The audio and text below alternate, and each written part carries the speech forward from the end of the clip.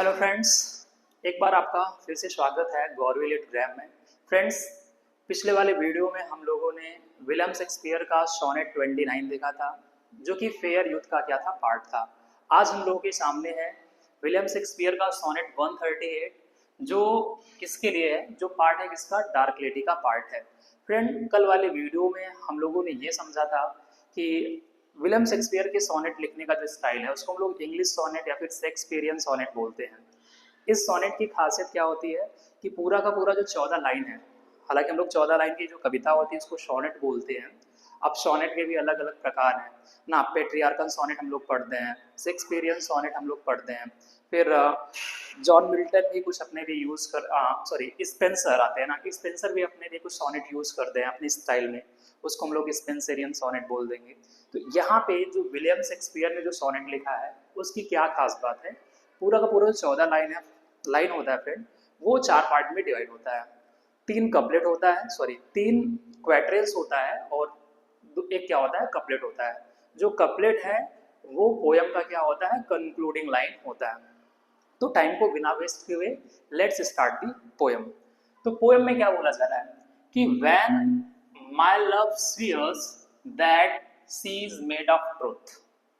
यहाँ पे पोएट क्या बोल रहा है, पोएट ये बोल रहा है कि जब उसकी प्रेयसी, यहाँ पे फ्रेंड ये जो लव लिखा है ना, लव का मतलब कौन है, लव का मतलब यहाँ पे कौन है, डार्क लेडी है, या फिर हम लोग बोल सकते हैं कि जो स्पीकर है, जो पोएट है, ये उसकी कौन है, प्रेमिका है। तो पोएट ये बोल रहा है कि when my love says that she is made of truth, जब मेरी प्रेमिका मेरे सामने इस बात की शपथ लेती है कि वह मेरे प्रति ईमानदार है, वह मुझसे कोई धोखेबाजी नहीं कर रही है, वो मेरे प्रति सच्ची है, मेरे प्रति वफादार है, उसके माइंड में कोई और नहीं चल रहा है, आई डू बिलीव हर, मैं उसकी बात मान लेता हूँ ना, मैं उस पर यकीन करता हूँ, मैं उसकी बात मान लेता हूँ। दो आई नो सी लाइज, हालांकि ये बात मुझे पता है कि वो झूठ बोल रही है।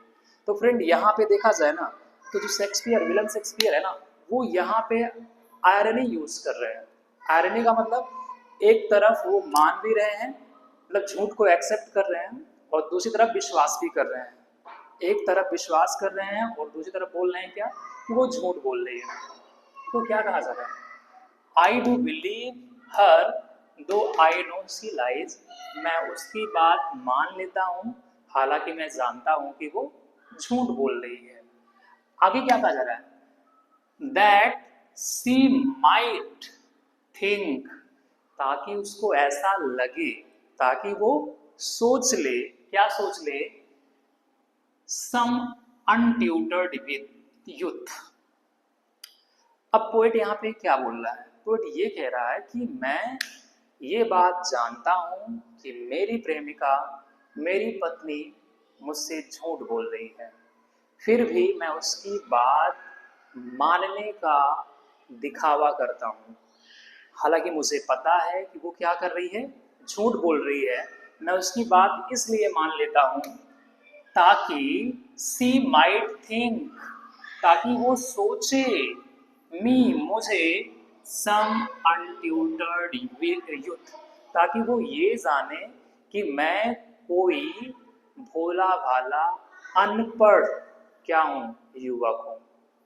ठीक है, तो यहाँ पे क्या कहा जा रहा है, पोएट ये इस बात को समझाना चाहता है कि उसकी जो लवर है ना, उसकी जो बिलव्ड है, वो इस बात का शपथ देती है कि वह उसके प्रति ईमानदार है। पोएट को ये बात पता होता है कि वो झूठ बोल रही है, फिर भी वो ये बात मान लेता है ताकि उसके बिलव्ड को ये लगे कि ये इंसान तो बहुत ही ज़्यादा इनोसेंट है, बहुत ही ज़्यादा भोला भाला है, मैं इसको कभी भी बेवकूफ़ बना सकती हूँ।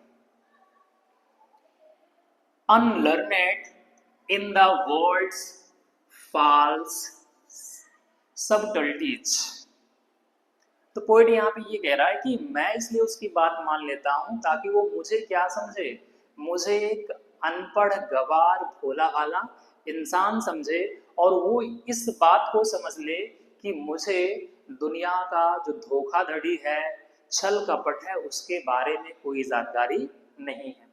तो फर्स्ट का जो 4 लाइन है पोएम में, इस बात को शो करता है। फ्रेंड, अब अगर हम लोग अगले लाइंस को पढ़ें, कहा जा रहा है कि thus vainly thinking that she thinks me young, thus vainly thinking that she thinks me young, although she knows my days are past the best। अब इस लाइन में पोएट क्या कह रहा है फ्रेंड? इस लाइन में पोएट कह रहा है कि thus vainly thinking that she thinks me young, मतलब मैं फालतू का सोचता हूं कि वो ये सोच रही होगी कि मैं यंग हूं।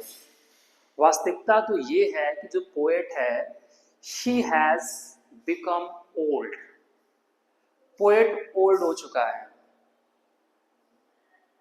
पोएट ये बात रियलाइज कर लिया है कि he has become old, but जो उसकी बिलव्ड है ना, उसकी बिलव्ड ये बात उसको नहीं बोलती है, उसकी बिलव्ड उसको धोखे में रखती है। नहीं, यू आर टू यंग, हाँ अभी एकदम क्या, you are very young, you are youth, ऐसा करके उसको बेवकूफ बनाती है। Although she knows my days are past the best, हालांकि पोएट ये बोल रहा है कि उसकी प्रेयसी को ये बात पता है कि उसके पुराने दिन ही अच्छे थे, मतलब उसके जो युवावस्था के दिन थे, उसके जो प्राइम डेज थे वो जा चुके हैं। और पोएट क्या हो चुका है, जो स्पीकर है, पोएट है, वो बूढ़ा हो चुका है। फिर भी दोनों क्या कर रहे हैं ना, दोनों ये जो रिलेशन बना के रखे हैं अपना, दोनों का जो रिश्ता है वो झूठ पर टिका हुआ है। दोनों का रिश्ता क्या है? झूठ पर टिका हुआ है। बोलेंगे कैसे? तो झूठ ये है कि जो उसकी प्रेयसी है वो ये बोलती है कि वह उसके प्रति ईमानदार है, और पोएट को ये बात पता है कि उसकी पत्नी, उसकी प्रेयसी उससे झूठ बोल रही है। फिर भी पोएट उसकी इस बात को स्वीकार कर लेता है, हाँ सही है। अब ये अगर देखा जाए तो पोएट को ये भी पता है कि वह बूढ़ा हो चुका है ना, पोएट को ये पता है कि वह बूढ़ा हो चुका है, बट उसकी प्रेयसी इस बात को भी इनकार करती है कि वह बूढ़ा नहीं हुआ है। तो क्या कहा जा रहा है आगे? आगे ये कहा जा रहा है कि simply I credit her false speaking tongue, वो जितना भी झूठ बोलती है मैं चुपचाप उसकी बातों को मान लेता हूँ। क्या कह रहा है? सिंपली आई क्रेडिट, मैं आसानी से उसकी बात मान लेता हूँ। फॉल्स स्पीकिंग टंग, मतलब जो भी वो झूठ बोल रही है मेरे बारे में कि मैं युवा हूँ, मैं हैंडसम हूँ, मैं स्मार्ट हूँ, मैं चालाक हूँ, क्या क्या हूँ, सब मैं उसकी बातें मान लेता हूँ। आगे कहा जा रहा है कि ऑन बोथ साइड्स दस is simple truth suppressed. Suppressed का मतलब क्या होता है फ्रेंड? दमन करना, दबा देना। तो ये कहा जा रहा है कि सच को दोनों तरफ से दबाया जा रहा है। सच को दोनों तरफ से क्या किया जा रहा है? दबाया जा रहा है। मैं जो सच जानता हूँ उसको नहीं बता पा रहा हूँ, वो जो सच जानती है मुझे नहीं बता पा रही है। क्यों नहीं बता पा रही? ताकि हम दोनों का जो रिलेशन है वो ऐसे ही चलता रहे, हम दोनों का रिलेशन ऐसे ही चलता रहे। इसलिए दोनों एक दूसरे की सच्चाई उजागर नहीं कर रहे हैं। आगे क्या कहा जा रहा है? आगे बोला जा रहा है कि but where for such C not see just. तो ये कह रहा है ना कि अब वो इस बात को क्यों नहीं मान लेती कि वह ईमानदार नहीं है, वह अनजस्ट है, वो बेईमान है, वो बेवफा है, वो इस बात को क्यों नहीं मान लेती? पोएट ये कह रहा है but where for such C not she unjust. तो पोएट ये कह रहा है कि उसकी प्रेयसी ये बात क्यों नहीं मान लेती कि वह उसके प्रति ईमानदार नहीं है, वफादार नहीं है। एंड वेयर फॉर से not I that I am old, और मैं भी इस बात को क्यों नहीं मान लेता हूं कि मैं बूढ़ा हो चुका हूं। देख रहे हैं ना फ्रेंड, दोनों तरफ से क्या किया जा रहा है? दोनों लोग एक दूसरे की सच्चाई को एक्सेप्ट करने के लिए रेडी नहीं है। पोएट को ये पता है कि वो ओल्ड हो चुका है, और जो उसकी बिलव्ड है उसको भी ये मालूम है कि वो झूठ बोल रही है, वो पोएट के प्रति ईमानदार नहीं है। बट दोनों क्या कर रहे हैं ना, दोनों सच का एक साथ गला घोट रहे हैं। दोनों एक दूसरे की सच्चाई, पोएट के मन में क्या है, उसके बिलव्ड के मन में जो सही बात है उसको कोई भी उजागर नहीं कर रहा है। तो आगे क्या कहा जा रहा है? ओ love's best habit is in seeming trust। तो पोएट यहाँ पे कह रहा है कि जो प्यार होता है, प्यार का पहनावा ही क्या है? झूठा विश्वास।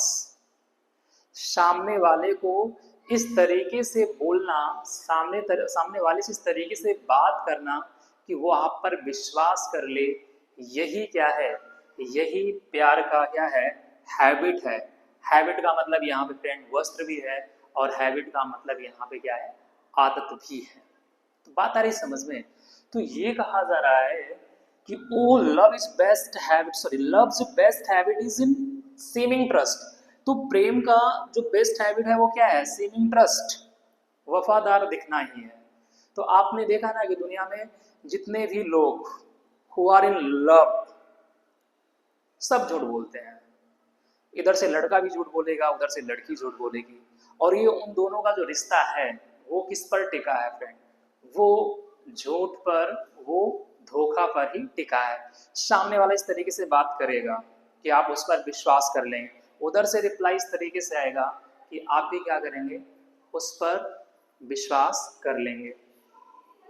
सो आगे देखते हैं। And is in love loves not to have ears told। और ये कहा जा रहा है, बहुत अच्छी लाइन है, जो बूढ़े प्रेम में होते हैं, मतलब वो इंसान जिसकी एज बढ़ गई है, जो 60 प्लस हो गया है, 70 प्लस हो गया है, और उसको फिर से एक बार क्या हो जाता है? प्यार हो जाता है, तो वो पसंद नहीं करता कि लोग उसके उम्र के बारे में बात करें। तो क्या कहा जा रहा है? And is in love loves not to be heaviest told। तो जो लोग प्रेम में होते हैं वो ये नहीं चाहते कि उनके एज की बातें हों, लोग इस बात पे चर्चा करें कि वो कितने बूढ़े हैं। तो बूढ़ों को ये पसंद नहीं है कि कोई उनकी एज बताए। Therefore I lie with her। यहाँ पे लाई का मतलब एक तो झूठ भी होना, झूठ बोलना होता है, दूसरा साथ रहना भी होता है। इसलिए मैं उससे झूठ बोलता हूँ, एंड सी विथ मी, और वह मुझसे झूठ बोलती है। मैं उसके साथ रहता हूँ, वह मेरे साथ रहती है। And in our faults by lies we flattered be. ये कहा जा रहा है कि हम दोनों खुश हैं, एक दूसरे के झूठ को कवर करके, ढक करके, दुनिया के सामने ना लाके हम दोनों क्या हैं? एक दूसरे से झूठ बोल के खुश हैं और एक साथ रहें। तो फ्रेंड, ये जो पूरा का पूरा पोयम है ना, ये पोयम यही बताता है कि इंसान की डिज़ायर क्या है, और जो रिलेशन है वो रिलेशन बेस्ड ऑन है म्यूचुअल डिसेप्शन पे। म्यूचुअल डिसेप्शन का मतलब क्या है? कि लवर भी धोखा दे रहा है और बिलव्ड भी धोखा दे रही है। इस वाले लाइन में, इस वाले पोएम में फ्रेंड्स, जो फिगर्स ऑफ स्पीच यूज करे गए हैं वो एक तो पन है, और बहुत सारे फिगर्स ऑफ स्पीच यूज करे गए हैं, वो हम लोग नेक्स्ट वीडियो में देखेंगे। तब तक आप वीडियो को देखते रहिए और एंजॉय करिए। Thank you.